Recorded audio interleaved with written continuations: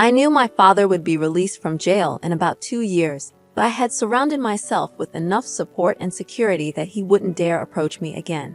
Finally, I had found peace, a tranquility I hoped to carry with me for the rest of my life. After that horrifying incident, life slowly began to regain its normalcy. About a year later, I found myself immersed in the everyday routines. 6 months after the incident, I met someone special through a dating app, and we grew deeply attached to each other.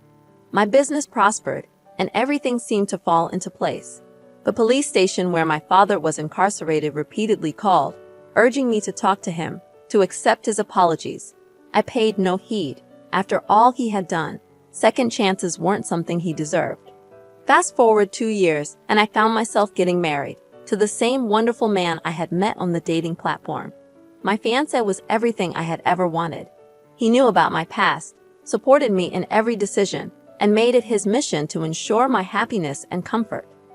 During the wedding, in the absence of a father to walk me down the aisle, my best friend's father, the man who had welcomed me into their family, did the honor. I felt an overwhelming sense of gratitude toward all the incredible people in my life. They had helped me heal and move forward. However, as the celebration continued, we were interrupted by a commotion at the main entrance. Rushing there, I discovered a man attempting to force his way into the wedding uninvited. I instantly recognized him. He was my father. His yelling and curses sent shivers down my spine. When his eyes met mine, he uttered, "My sweet daughter, I wanted to meet you for so long. Come to your father." His words felt like a nightmare, and before I knew it, everything went black and I lost consciousness. Upon waking, my husband was by my side, reassuring me that my father had been taken to a mental hospital. He wasn't mentally well and had been diagnosed with several issues. My husband promised that I would never have to see him again, even suggesting we could relocate if it made me feel safer. The relief I felt at the prospect of never seeing my father again was indescribable. My husband and I moved, and together we ran our businesses. Besides occasional short trips, we mostly worked from home. I had spent my life searching for peace, and finally, I had found it with my new family. Having faced similar challenges with difficult parents, I understand the struggles you've endured. You were never the one at fault in this situation. I hope you always find peace and happiness. Best of luck. Your father's actions were despicable. He deserves to be in jail indefinitely. Who treats their children this way? I'm so glad you've escaped that nightmare, and your father is the only one to blame. Wishing you endless peace and love. Now let's dive into the second story. I am a 25-year-old woman who owns a beautiful 4-bedroom house. I purchased my house when I was 23, after allowing my business partner to take our shared assets in exchange for $600,000. We co-owned several properties, having made our first purchase together when we were 20 and 21 during our dating days. Even though our romantic relationship didn't work out, we remained business partners.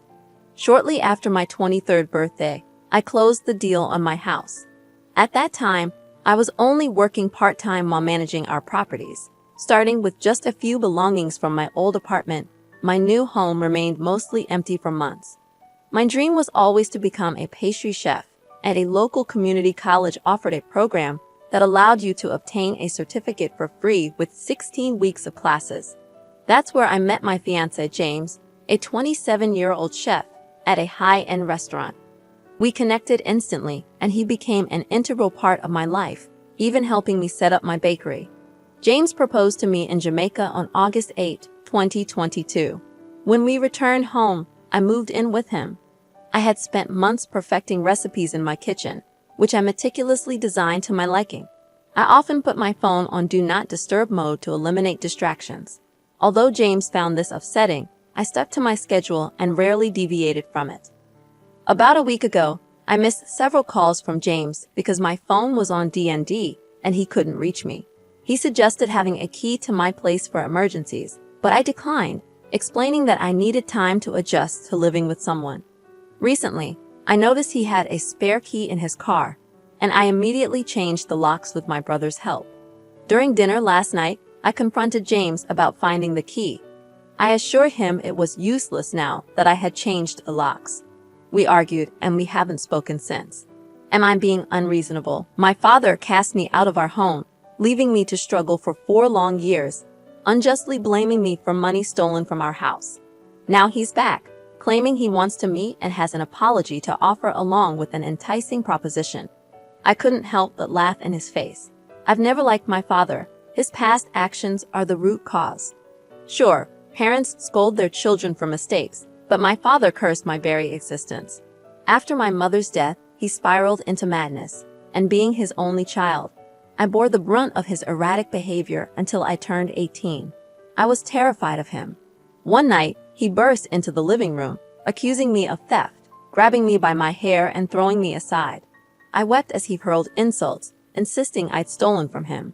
I pleaded my innocence, but he wouldn't listen. The argument escalated until he demanded I leave. When I protested, he slapped me once more and cast me out with nothing. No food, water, clothes. I found refuge at my friend's house, whose parents welcomed me with open arms. They became my new family, offering support and shelter. Despite their advice, I didn't report the abuse. Some twisted part of me didn't want to hurt him further.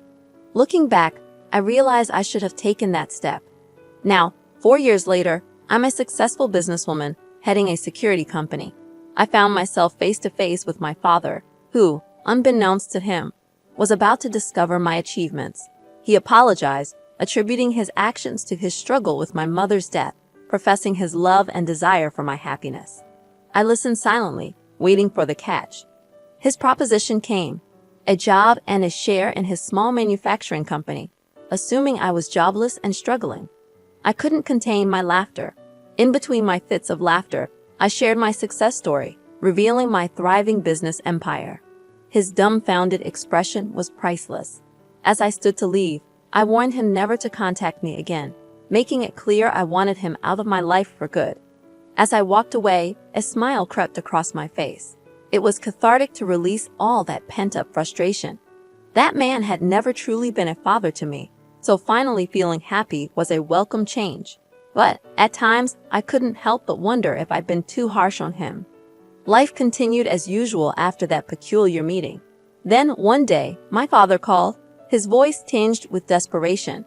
He begged me to take him in, shedding tears and repeating his apologies. He admitted he shouldn't have treated me so poorly and that I deserved better. His transparent attempt to get a piece of my success wasn't lost on me, so I hung up the call without a second thought. Weeks later, my company had an opening for gatekeepers. I wasn't personally involved in the hiring process, so I didn't pay much attention to it. But as fate would have it, one day while entering the premises, I saw my father working as one of the gatekeepers.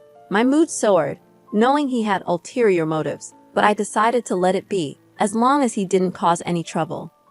Late one evening, I was leaving the office building when I noticed him waiting at the door. I initially ignored him, walking toward my car. However, he called out to me with a sad and apologetic expression. He tried to apologize again, but when I declined, he grew visibly angry.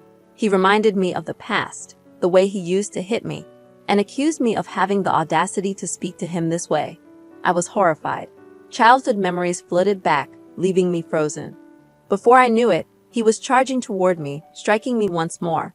I screamed at the top of my lungs, and some of the security guards rushed to my aid. I shot him a withering look and promptly informed him that he was fired, promising to report the incident to the police. Given my public standing, the police took my complaint seriously, resulting in his imprisonment for about 2 years and hefty fines.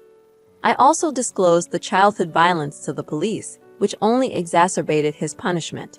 His face haunted my worst nightmares. Just when I thought I had escaped my traumatic past, this incident triggered a flood of memories. I sought therapy to deal with the aftermath of the attack. The therapy sessions helped me cope with panic attacks and anxiety.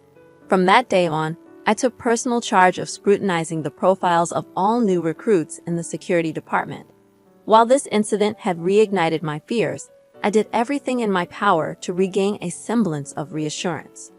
A month after the ordeal, I could sense a slow but steady improvement in myself. The therapy sessions continued, and I began to feel better. Well, it's clear that your fiancé needs to respect your boundaries. However, there seems to be a deeper issue here.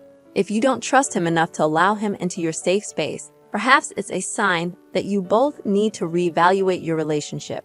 It's crucial to feel comfortable living together, especially if you're planning a future together. Considering your age and the relatively short time you've known each other, it might be a good idea to have an open and honest conversation. Address your feelings, why you feel that way, and discuss how you both can move forward as a couple. Be prepared for him to have his own opinions and emotions about the situation. It appears that the issue here goes beyond just a house key. Everyone sucks here, estate. He shouldn't have made the key without your permission, and you clearly communicated that he didn't have your approval. However, considering you're engaged and living together, it raises concerns about trust in your relationship. Why wouldn't you trust him with a key to your house, especially when he asked for it due to legitimate situations where his lack of access caused problems? Your relationship seems imbalanced, and if this continues, it might soon be one-sided. You might be the one at fault here. Living together and being engaged should signify a level of trust that seems to be lacking in this situation. Do you genuinely believe your engagement will survive after such a significant fight? By the way, if you're enjoying this video and want to be an awesome person, consider hitting the like button. Alternatively, you could go to their house and leave them the last piece of cheesecake. Okay, let's move on to the next story. I'm a 20-year-old sharing a house with 4 roommates, and I had an issue with one of them, Jane, who is a 29-year-old immigrant that moved to our country about 4 years ago for better job opportunities. Jane joined us around 3 months ago to fill in for a previous roommate who left after her lease expired.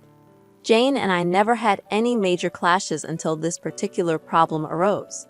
Jane's family still lives in her native country, which is in a different time zone.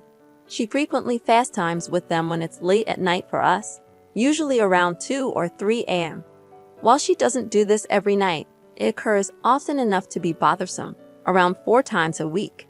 What's especially irksome is that she engages in these calls in the kitchen or living room, and her conversations with her family are excessively loud.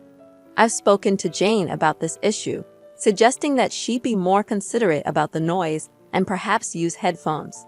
However, she flatly refused, claiming that headphones ruined the experience. I also proposed that she FaceTime during the day, but she argued that her family would be asleep at that time. I asked her to please be quieter because her FaceTiming sessions with her family were waking me up, and I had to get up early for work. While she seemed to understand, she didn't show much enthusiasm for fixing the problem and kept changing the subject. Earlier this week, I had a Zoom interview for an exciting internship that could significantly impact my career. I informed my roommates about it a week in advance to ensure a quiet house for my interview. However, the night before the interview, around midnight, Jane was loudly FaceTiming her family in the living room. I woke up and was clearly upset about it. I asked Jane to keep it down, and she assured me she was just saying goodbye to them. They quieted down for about 10 minutes, but then I could hear them yelling again. I approached Jane again, stressed the importance of my early morning interview, and asked her to please keep it down. She promised she would and apologized. However, around 1 a.m., I was once again awakened by Jane and her family. At this point, I had had enough. I went downstairs and yelled at Jane, telling her to be quiet because some of us were trying to sleep. Her family ended the call when they heard me, and Jane went to her room crying, refusing to talk to me. She said she missed her family and expected more empathy from me. My other roommate sided with Jane, saying I was too harsh. I'm feeling conflicted. I feel guilty for yelling at her, but I'm incredibly frustrated with her for being so disruptive. Not the jerk. It's unacceptable for her to call and wake her family up. Yet, it's perfectly fine for her to shriek at 1 or 3 a.m. and disturb her roommates. Can't she see the hypocrisy in her behavior? Her statement about headphones ruining the experience was baffling. How can wearing headphones ruin the experience? It's a completely reasonable request, and her refusal makes no sense at all. Alright, that wraps up today's stories. Thank you for tuning in. Don't forget to hit that like button and subscribe to our channel. If you have your own story, feel free to email it to us. The email address is in the description. Alright, until next time.